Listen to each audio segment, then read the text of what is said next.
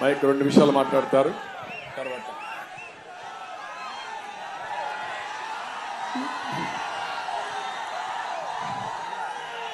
గతంలో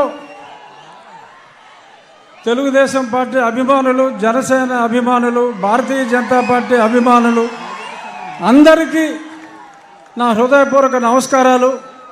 ఈరోజు పెద్దలు నారా చంద్రబాబు నాయుడు గారు గతంలో నా ప్రాణాలకి ముప్పు వాటిల్లినప్పుడు ఆ రోజు రాత్రి ఆయన నిద్రపోకుండా లాయర్స్తో మాట్లాడటమే కాకుండా నా కుటుంబ సభ్యులు అందరినీ, నా భార్యని, నా కుమార్తెను, కొడుకును కూడా తొందరపడొద్దమ్మా, నేను ఉన్నాను అని చెప్పి, ఉన్నాను విన్నాను అని సొల్లు కౌరులు చెప్పేవాళ్ళు కాదు. నిజంగా ఆయన నాకు ఉన్నారు, నిజంగా ఆయన నా ఆక్రోశం విన్నారు కాబట్టి ఇప్పుడు ఆయన చెప్పినట్టు నేను మీ ముందు బ్రతికున్నా. సో కాబట్టి నేను ఆయనకి ఎంతో రుణపడి ఉన్నాను. ఇక నుంచి కొన్ని కారణాల వల్ల నేను 4 ఏళ్ళు దూరంగా ఉండవలసి వచ్చింది. అయినా చంద్రబాబు నాయుడు గారి చొరవతో ఈరోజు నేను మళ్ళీ మీ ముందుకు రావడం జరిగింది.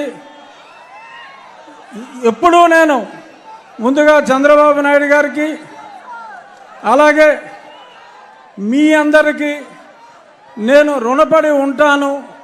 మీ రుణం నేను తీర్చుకుంటాను. అతి త్వరలో జూన్ 4వ తారీఖు ప్రపంచం సృష్టించబోతున్నారు నారా చంద్రబాబు నాయుడు గారు.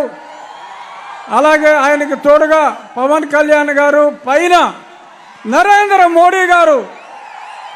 ఈ కలయిక నేను సంవత్సరంగా చెప్తున్నా, త్రిమూర్తుల కలయిక ఉంటుంది అని. అందులో బ్రహ్మ మోడీ గారు అయితే విష్ణుమూర్తి మన చంద్రబాబు నాయుడు గారు, పరమశివుడు పవన్ కళ్యాణ్ గారు, సైన్యం మనం అందరం. జై తెలుగుదేశం, జై చంద్రబాబు నాయుడు గారు, జై మోడీ, జై పవన్ కళ్యాణ్. Thank you.